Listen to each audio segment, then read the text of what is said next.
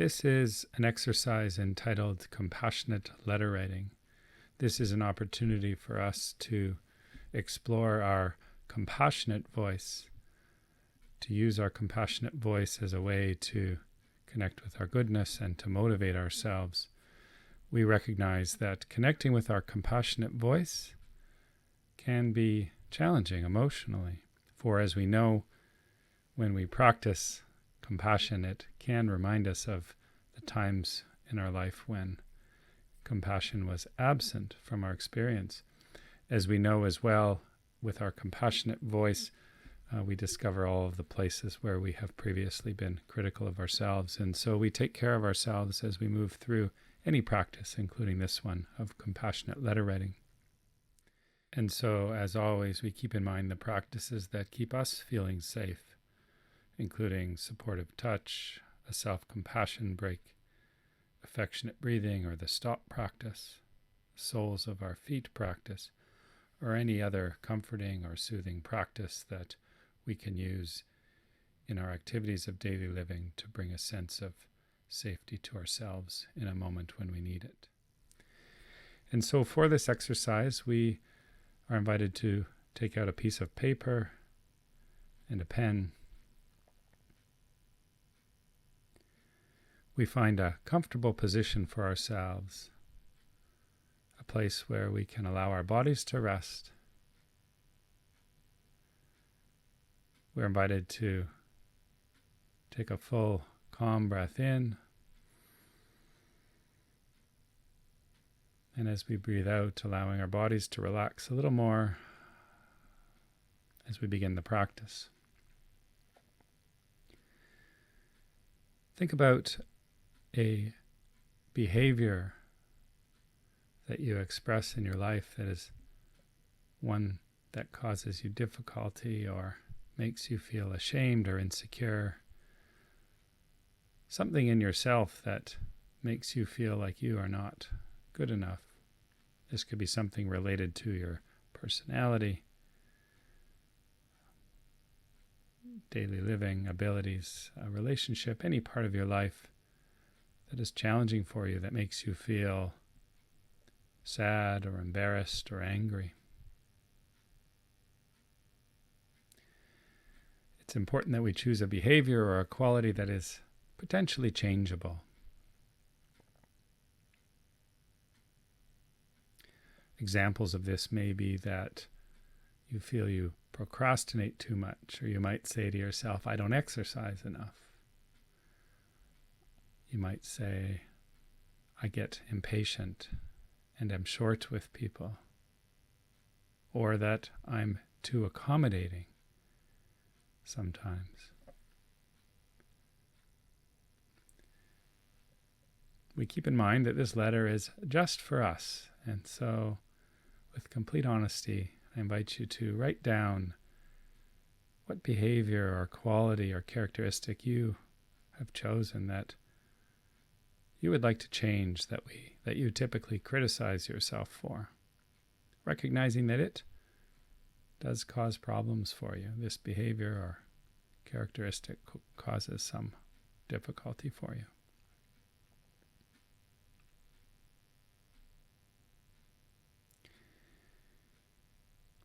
And with that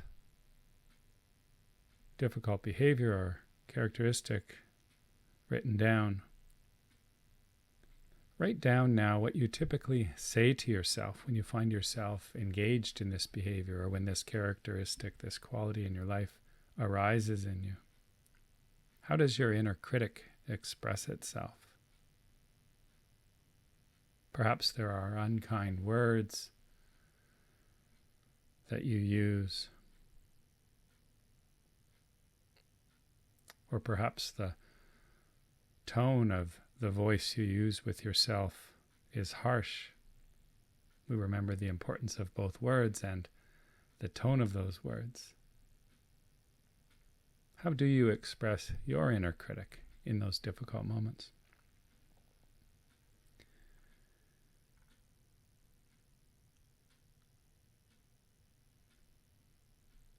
And remember that if you can't find clear words, maybe just a feeling of judgment arises, note that. Maybe it's a feeling of disapproval, a heaviness that you feel in your physical body, in your heart, or perhaps an image of disapproval or coldness or an image of judgment appears for you when you think of this difficult or challenging behavior.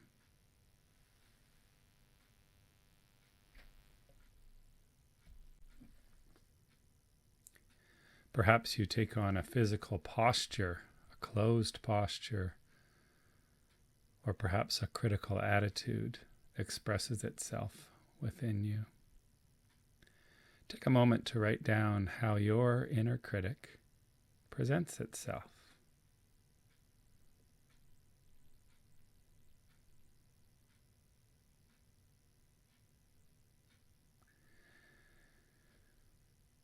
And now, switching perspectives for a moment, see if you can get in touch with the part of yourself that feels this criticism, these words, or this posture, or this attitude of criticism that arises in you. Take a moment to notice how it feels to receive that message, that voice. What impact does that critical self have within you or upon you?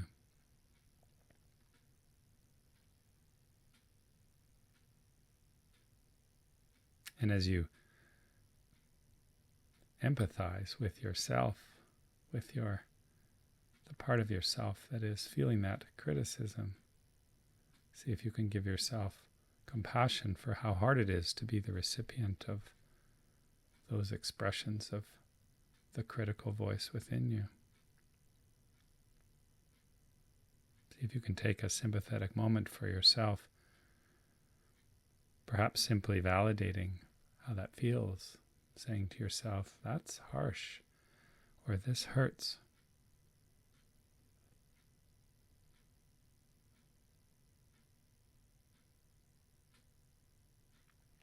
If you like, you can place a hand over your heart, offer yourself a calm breath as you acknowledge the harm of that critical voice.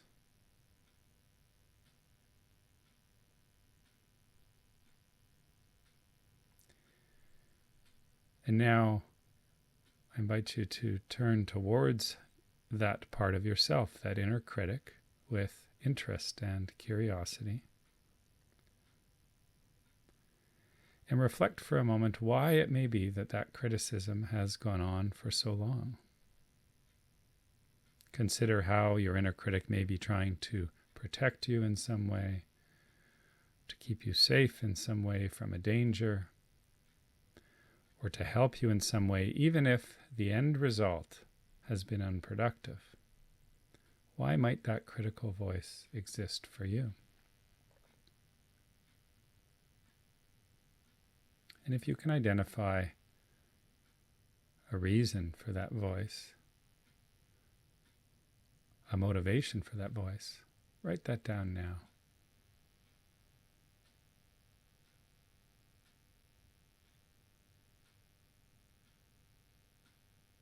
We acknowledge that if we can't find a way that our inner critic is trying to help us, that is sometimes true. Sometimes our inner critic or our critical voice does not have any redeeming quality. And so we simply offer ourselves compassion for the fact that we've suffered with that voice in the past.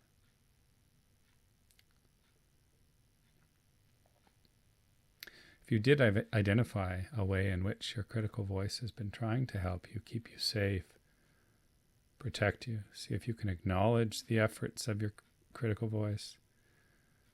If you're able to, try and write down a few words of gratitude or thanks, letting your inner critic know that you understand it has been trying to protect you, though it may not have been serving you well. That its intention was good, it was doing its best to keep you safe.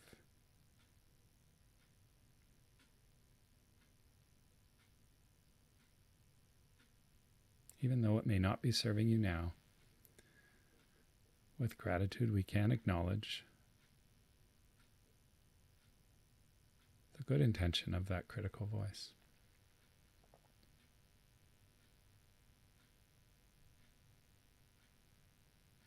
We may simply write down, "Thank you for trying to keep me safe, though that voice does not serve me anymore."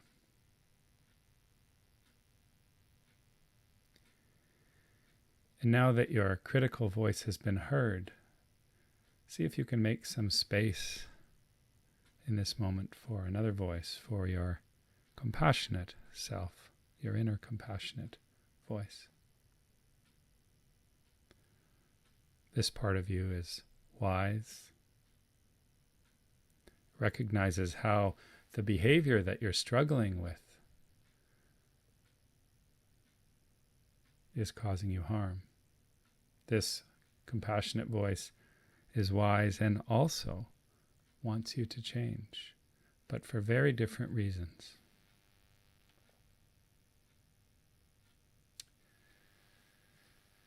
And as we connect with our compassionate voice, we're invited to place a hand on our heart, both hands on our heart. If that's comfortable for you, you can rest your eyes or close them.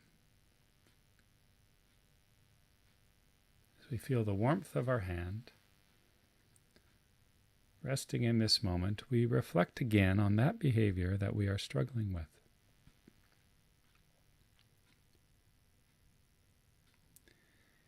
And with that behavior in our minds, in our hearts, we begin to repeat a phrase that captures our inner compassionate self.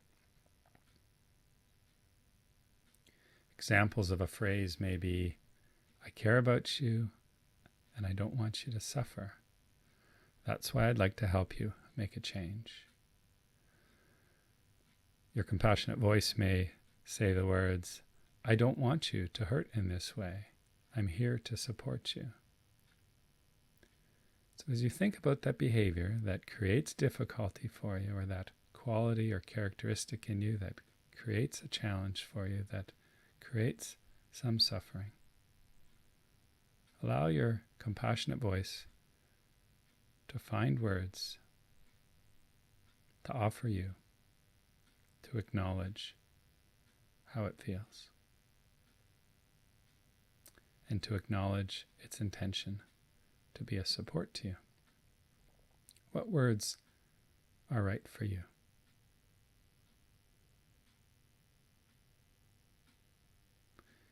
And if you struggle finding the words to speak to yourself in a compassionate voice, consider bringing to mind the image of a person who cares deeply about you, someone who loves you. Imagine what this person might say to you right now with this difficult behavior in mind.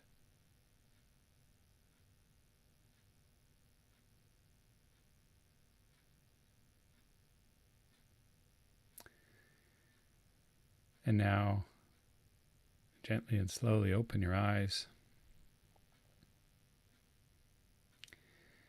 You're invited now to begin to write a short letter to yourself in a compassionate voice. Write freely and with spontaneity, acknowledging and addressing the behavior that you would like to change. Remembering this letter is private and just for you.